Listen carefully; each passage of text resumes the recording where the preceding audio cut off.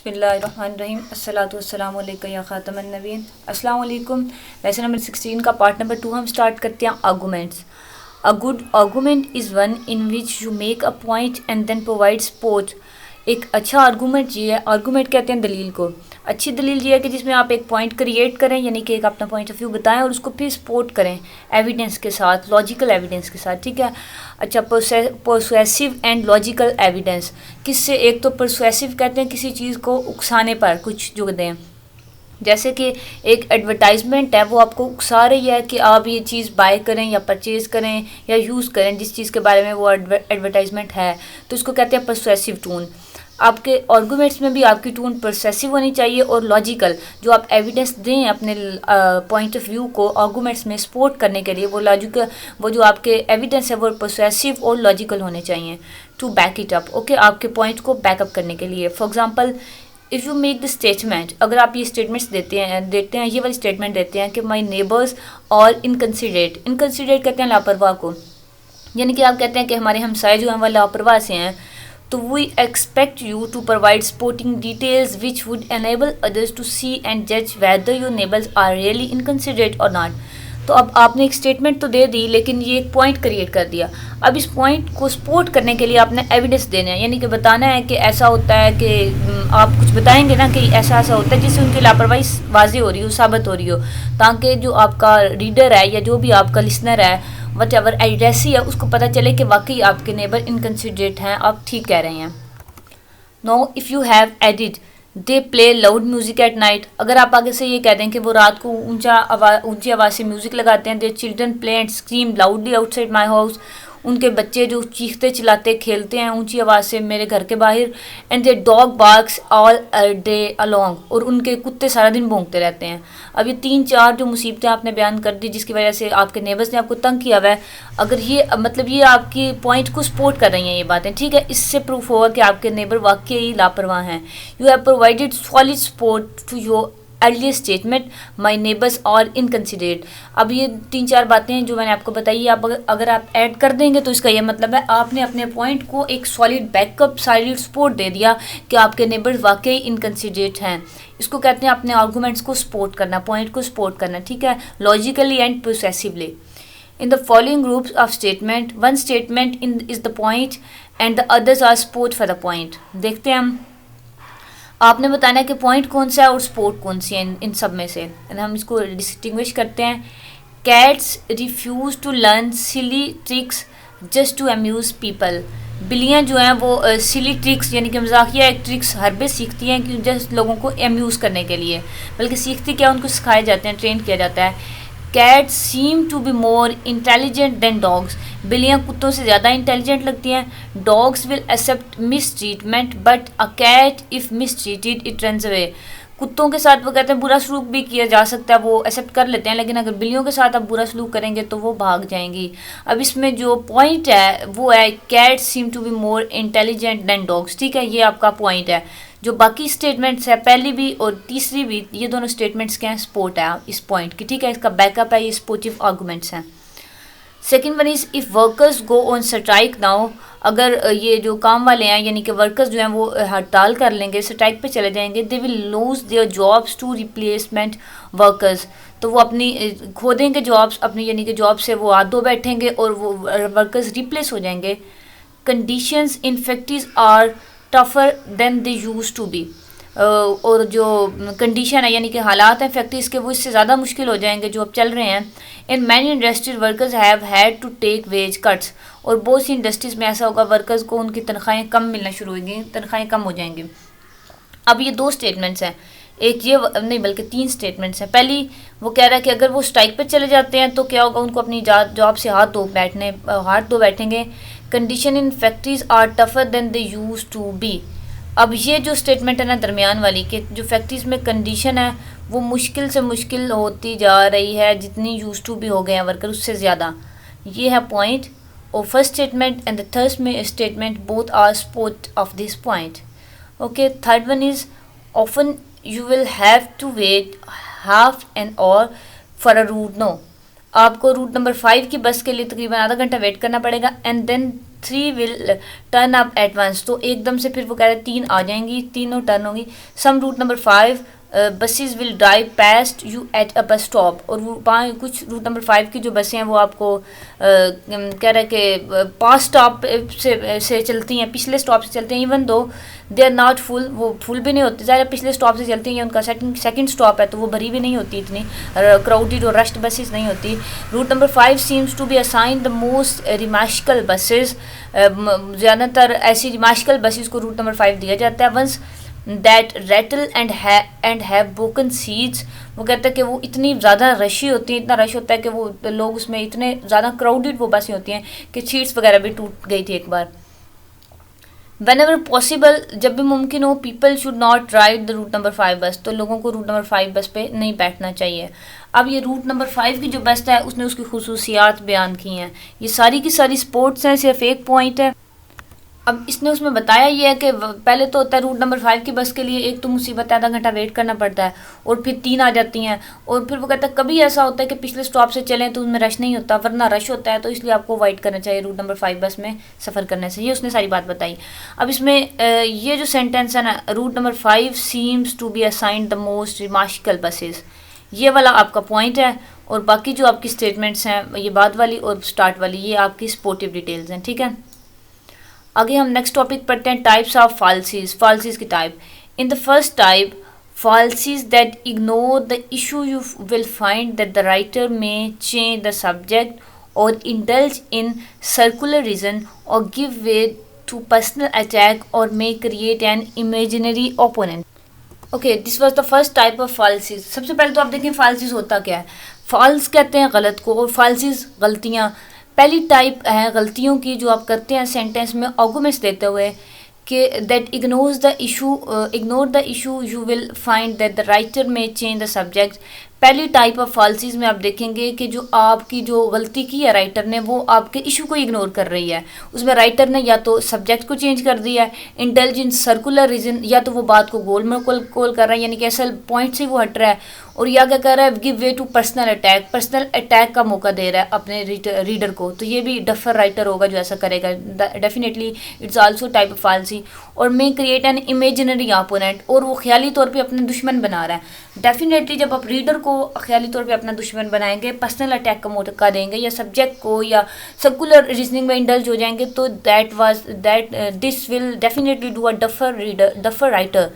एक अहमक जो राइटर है वो ऐसा काम करेगा। आपको एक अच्छा राइटर होने के लिए इन फाल्सीज से बचना चाहिए, और फाल्सीज आपको इसलिए सिखाई जा रही हैं कि अगर आपको कोई डफर रीडर मिल जाए, डफर राइटर मिल जाए, तो आपको पता चल जाए, वो आपको तभी पता चलेगा ना जब आप अच्छे रीडर होंगे, तो आपको पता चलेगा कि इस राइटिंग में फाल्सीज क्या हैं। अच्छा, खैर फर्स्ट टाइप ये होगी फाल्सीज की। सेकंड टाइप को पढ़ते हैं, इनकी एग्जांपल्स देखेंगे ना तो आपको अच्छे से क्लियर हो जाएगा। Fallacies that over generalise, over simplify issue. अब एक तो है इग्नोर कर रही हैं बिल्कुल इशू को, अब दूसरी तरफ क्या कर रही हैं, ये एग्जेजरेशन है ना, ये एक पीक है और ये दूसरी पीक है। जनरलाइज, ओवर सिंप्लीफाई कर रही हैं इशू को, ओवर जनरलाइज और ओवर सिंप्लीफाई कर रहे हैं इशू को, ये भी गलत बात है। Okay, you will find that the writer may draw hasty conclusion on the basis of insufficient evidence. अब सेकंड टाइप ऑफ फाल्सी में आप देखेंगे कि हो सकता है राइटर ने एक हास्टी यानी कि जल्दबाजी पे मबनी नतीजा निकाल दिया हो, बेसिक बिकॉज किसकी वजह से, इनसफिशेंट एविडेंस, उसकी एविडेंस जो है इनसफिशेंट है, कम है या ना होने के बराबर है, जिस वजह से उसने जल्दी जल्दी नतीजा अखज़ कर दिया गया हो।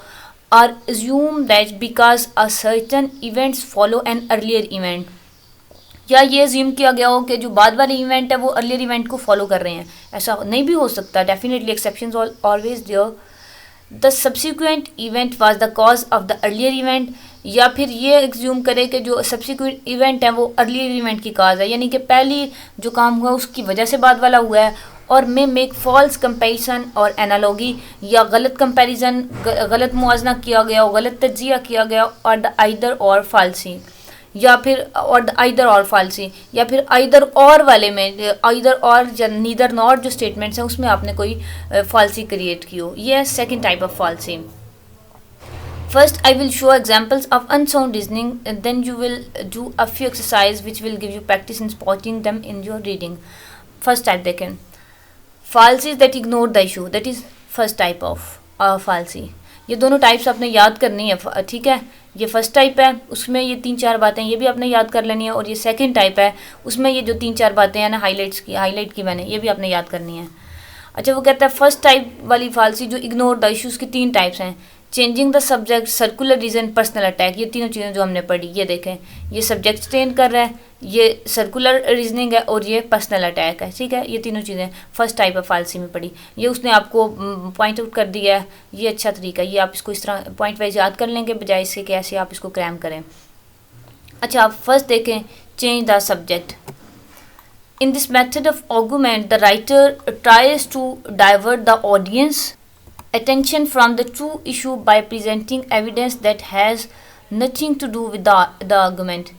इसमें क्या करता है राइटर, जो है ऑडियंस की जो अटेंशन है उसको डाइवर्ट करता है, यानी कि उनकी तवज्जो मबजूल करवाता है जो ठीक वाला ट्रू इशू है उससे कहीं किसी और जगह पे, और ये प्रेजेंट करता है कि जो आर्गूमेंट है has nothing to do with the argument, और एविडेंस और आर्गूमेंट से कोई लेना देना नहीं है इशू का, राइटिंग का।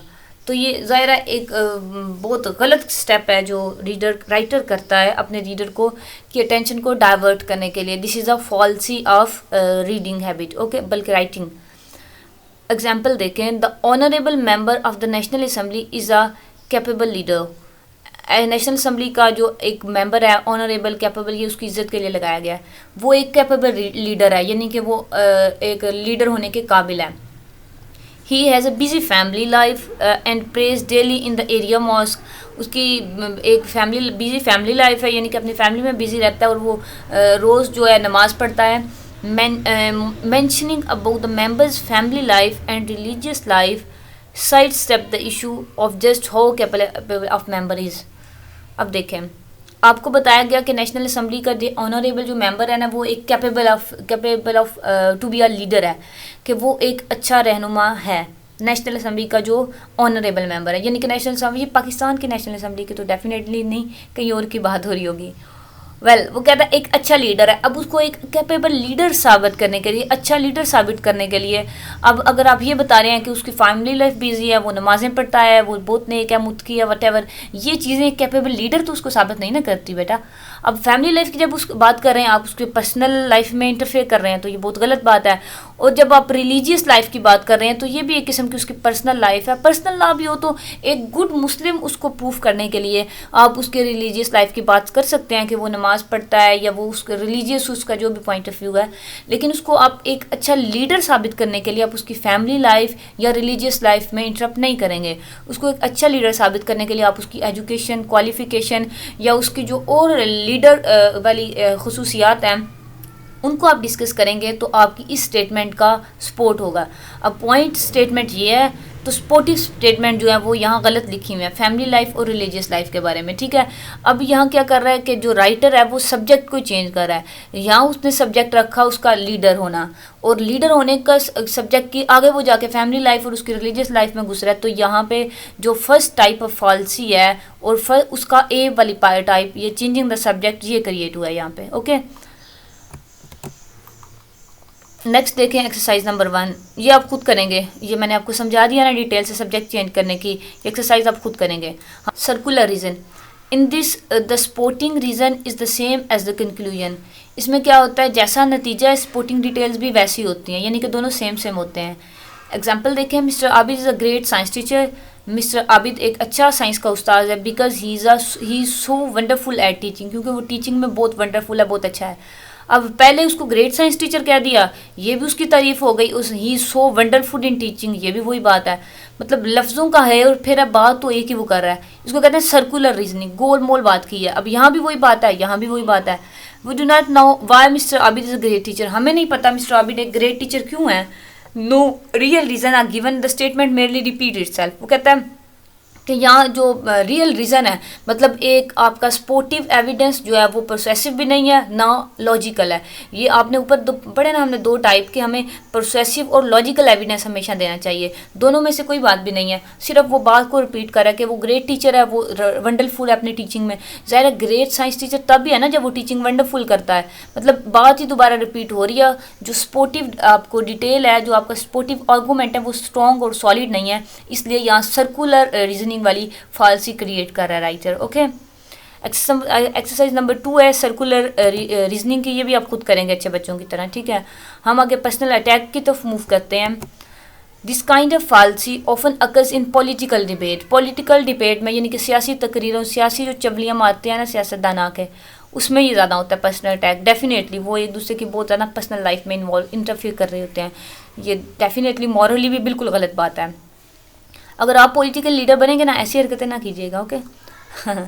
Here the some murder discussion is ignored and the writer, sorry murder नहीं under है, here the issue under discussion is ignored and the writer or speaker focuses attention on the opponent's character, for example।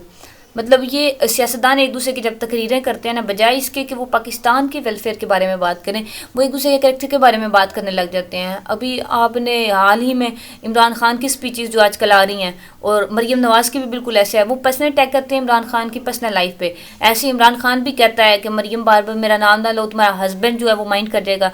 तो this is very bad, ये morally भी एक बहुत ज़्यादा गलत बात है, ठीक है। मैं किसी को भी अच्छा नहीं कह रही, ये सारे एक जैसे होते हैं, मुझे पता ही है। तो लेकिन मैं ये आपको एग्जांपल दे रही हूँ कि किस तरह एक दूसरे की पर्सनल लाइफ में इंटरफेयर करते हैं, जो कि बहुत गलत बात है, ठीक है। पर्सनल अटैक करते हैं। हम इधर एग्जांपल पढ़ लेते हैं, यहाँ ज़्यादा अच्छी लिखी होगी हमारे जो सो कॉल्ड लीडर्स हैं उनसे। The honourable member of national assembly views on the tax bills are not worthy of consideration. Honourable member है जो नेशनल असम्बली का, उसका व्यू ये है कि tax bill are not worthy of consideration. उनको टैक्स बिल जो है उन पर कंसिडरेट नहीं किया जाना चाहिए। His father also held similar views when he was a member of the National Assembly। वो कहता है कि इसका जो व्यू है ना, इसके बाप ने भी ऐसे ही व्यू दिया था जब वो नेशनल असम्बली का मेंबर था। भाई उसका जो भी व्यू है, तुम उसको जूते मारो या उसको जो मर्जी करो, उसके बाप की तरफ तो ना जाओ ना, ये पर्सनल अटैक है। तो this is very bad thing, ठीक है। ये इसका पर्सनल अटैक होप सो आपको समझ आ गया होगा। As you can see from this example it ignores the issue. अब इशू जो है बिल ऑफ नेशनल टैक्स के बिल की बात हो रही है कि उस पर को कंसिडर करना वर्दी है या नहीं, बजाय उसके कि आप उसके बाप पे चले जाओ और इसकी जो टैक्स बिल पे उसकी जो पॉइंट ऑफ व्यू है, उसका जो व्यू है उसको आप इग्नोर करो। उस पॉइंट ऑफ व्यू को इग्नोर करने के लिए, उसको रिवर्ट करने के लिए आप एविडेंस दो, बजाय उसके कि आप उसके फादर पे मूव कर दो कि उसके फादर का भी ये व्यू था। दिस इज़ नॉट फेयर यार। The tax bill and concentrates on personal character. देखा ना, वही मैंने आपको जो बताया कि टैक्स बिल को छोड़ के वो उसके पर्सनल लाइफ में घुस गया है। Is always easy recognise personal attack. वो कहता है पर्सनल अटैक को रिकग्नाइज करना आसान है, पहले दोनों से ज़्यादा आसान है पर्सनल अटैक को रिकग्नाइज करना। हाँ, ये हम खुद भी करते रहते हैं ना लाइफ में, इसलिए आसान ज़्यादा हो गया। Well exercise of personal attack ये भी आपने खुद करनी है। हम बी वाली फॉल्सीज पे मूव कर रहे हैं। Fallacies that over generalise, over simplify issue. 4 types हैं इसकी। Harshly generalisation, false cause, false comparison, इधर और फालसी, ठीक है। ये चारों टाइप ऊपर हमने पैराग्राफ में पढ़ी, लेकिन आपने इनको 1 बाय 1 याद करना है और एक एक फालसी की डेफिनेशन भी याद करनी है और एक एक एग्जाम्पल भी, ठीक है। ऊपर जो तीनों पढ़ी उनकी भी और ये अब जो चारों पढ़ रहे हैं इनकी भी। पहला देखें harshly generalization. This is a very common fallacy. A person who draws a conclusion on the basis of insufficient evidence is making a harshly generalization। फ़ौरन से नतीजा निकाल देना 1 मिनट में। अभी अगले बंदे की बात पूरी सुनी नहीं है तो उस पर स्टेटमेंट दे देना, जिसको कहते हैं फतवा भी लगा देना, ठीक है। इसको कहते हैं हार्शली जनरलाइजेशन। एग्जाम्पल देखें, the Iranians are a very stupid people as they have no talent for mathematics. अब उनको पहले स्टूपिड पीपल कह दिया, यानी कि अब बात पूरी की नहीं, उनको स्टूपिड तो पहले कह दिया। इसको कहते हैं हार्शली जनरलाइजेशन। क्यों? जो उनको मैथमेटिक्स में कोई टैलेंट नहीं है इसलिए। 2 Iranian boys took math course with me once. एक बार ऐसा हुआ कि 2 आयरेनियन बॉयज़ ने मेरे साथ मैथ कोर्स चूज़ कर लिया। And they were at the bottom of the class, और वो क्लास से सबसे नीचे थे, मतलब नलाइकों में फर्स्ट नंबर था उनका। Forming an conclusion about a whole nation on the basis of 2 examples boys in an illogical jump. वाकई यार ये तो एक बिल्कुल बदतमीज़ों वाली बात है ना। डफर हो आप कि आपके साथ 2 स्टूडेंट्स पढ़ते थे आयरोनियन, तो आपने पूरी जो ईरानी कौम है ना उनको स्टूपिड पीपल कह दिया। देखिए ना, the Iranians are very stupid people. पूरी कौम को ही आपने स्टूपिड कह दिया। ये तो सो हार्शली जनरलाइजेशन है। आपके साथ 2 लड़के पढ़ते थे ईरान के, वो मैथ में थोड़े वीक थे। वीक क्या, नालायक होंगे बेचारे, फेल हो गए होंगे, अच्छा हद कर लो। तो आपने पूरी ईरान की कौम को स्टूपिड पीपल बना दिया। डेफिनेटली यार ये तो ज़्यादती है, ये तो बिल्कुल गलत बात है। इसको कहते हैं हार्शली जनरलाइजेशन। इसको भी रिकग्नाइज करना इतना मुश्किल नहीं है, आसान है। ये भी एक्सरसाइज है इसकी, ये भी खुद करेंगे अच्छे बच्चों की तरह आप, ठीक है। 1 of the 4 conclusion given which would you choose as the most valid. इसको कर लेते हैं हम। The seaside is unsafe and should be close to the public. Seaside unsafe होनी चाहिए और पब्लिक के क्लोज होनी चाहिए। अब देख ले, कह रहा है अनसेफ होनी चाहिए, ध्यान रखना इन बातों की तरफ। The seaside is a polluted place. Seaside कह रहा है पोल्यूटेड प्लेस है। अब सी साइड को पोल्यूटेड कह रहा है, वहाँ कौन सी पोल्यूशन होती है। I have had a series of bad experience. मेरा एक बैड एक्सपीरियंस का सीरीज़ रहा है। बैड एक्सपीरियंस मतलब मेरे जो ढेर सारे एक्सपीरियंस है ना पास वाले, वो बुरे बुरे गुजरे हैं। भाई अपनी शक्ल ही पूरी होगी तो एक्सपीरियंस तो बैड होना ही है। खैर, the seaside is not a place to visit. Seaside एक जगह नहीं है विजिट करने की। Which one did you choose? Obviously the correct answer would be C. वो कह रहे हैं सी करेक्ट आंसर है इसमें, कि आपने कहा है कि मेरा I have had a series of bad experience की मेरी सीरीज़ गुजरी है। ये बहुत हास्ट कंक्लूड कर दिया आपने अपनी बात को, यानी कि ये तो सारी जो है ना एग्जाम्पल उसने ठीक नहीं दी, इन सेंस के देखें सारी नेगेटिविटी की तरफ जा रहे हैं सेंटेंस। लेकिन आप सिर्फ हास्टी कंक्लूजन जो हमने ऊपर पढ़ा ना, सिर्फ उसकी तरफ आप ध्यान करें तो आपको सी वाला ज़्यादा क्लोज नजर आएगा। क्यों भला? कि सीरीज़ ऑफ बैड एक्सपीरियंस, अभी कुछ 4-5 और एक्सपीरियंस करके देख लेते ना। अभी सीरीज़ इतनी जल्दी ख़त्म हो गई है, मतलब ये है कि आपने जल्दी कंक्लूजन निकाल दिया और टाइम नहीं दिया अपनी एक्सपीरियंस को, या आप थोड़ा वेट करते कंक्लूजन करने में, या आप रिमार्क देने में या स्टेटमेंट देने में थोड़ा जल्दी या तेज़ी नहीं करनी चाहिए। वैसे भी जल्दी का काम शैतान का होता है। खैर, नेक्स्ट हम जाते हैं फॉल्स कास्ट पे, सेकंड वाले पे। Which have probably heard someone saying as a joke. आपने सुना होगा कि कोई कह रहा है कि किसी ने कोई जोक सुनाया है। I know there is going to be a dust storm today because I washed my hair. वो कहता है कि आज मुझे लगता है डस्ट स्टॉर्म होगा, यानी कि डस्ट कहते हैं ना गर्द को, गर्द डस्ट जो होती है उसका तूफान आएगा। क्योंकि मैंने आज अपने बाल धोए हैं। मतलब सही उसने चवल मारी है ना कि आज मैंने अपने बाल धोए हैं इसलिए आज डस्ट का स्टॉर्म आएगा। ये आप कह रहे हैं जोकिंग रिमार्क है, सॉरी जोकिंग रिमार्क है ना। हाँ, no the two events mentioned have no connections whatsoever. अब उसने एक तो डस्ट स्टॉर्म से और उसके बाल धोने से दूर दूर का कोई ताल्लुक नहीं है। डस्ट स्टॉर्म कब आता है भाई, बाल धोने से क्या मतलब, ये कि जोकिंग रिमार्क दिया, दोनों बातों का कोई ताल्लुक नहीं है आपस में। Well that was just to tell you how often in life we make such wrong association. वैसे ऐसी जो फॉल्स काज है ना, ये तो हम अक्सर ही जोड़ते रहते हैं। मतलब हम कहते हैं कि आज इसने शावर लिया है तो आज हो सकता है कि भाई मतलब सही तूफान आज, मतलब आज इसने बाल धोए हैं तो आज डस्ट का स्टॉर्म आएगा। अब उसके बालों से और डस्ट के स्टॉर्म से ये आप कह रहे हैं जो है ना, आप इसको अपनी रूटीन लाइफ में तो यूज़ कर सकते हैं, लेकिन ये आपकी फॉर्मल लैंग्वेज में, फॉर्मल इंग्लिश में इस तरह की चवलें नहीं चलती हैं। ठीक है, उसमें आपको यूँ फॉल्स कास्ट डिस्कस करने की बिल्कुल परमिशन नहीं है फॉर्मल राइटिंग में। वो assume cause and effect situation. अगर हम काज एंड इफेक्ट सिचुएशन को एज्यूम करें, it is not easy to analyze as people tend to oversimplify them by ignoring other possible causes. To identify arguments causing a false statement, look at alternate causes. Looking at the following arguments. अब नीचे कुछ और arguments वो हमें दे रहा है। Hope so इस example से आपको फॉल्स काज की समझ आ गई होगी कि एक चीज़ उस चीज़ से जब जुड़ती नहीं है तो हम उसको ज़बरदस्ती जोड़ रहे हैं, तो ये गलत कर रहे हैं हम। The Atlas Tire Company was more prosperous before Mr. Hamid joined it as chairman.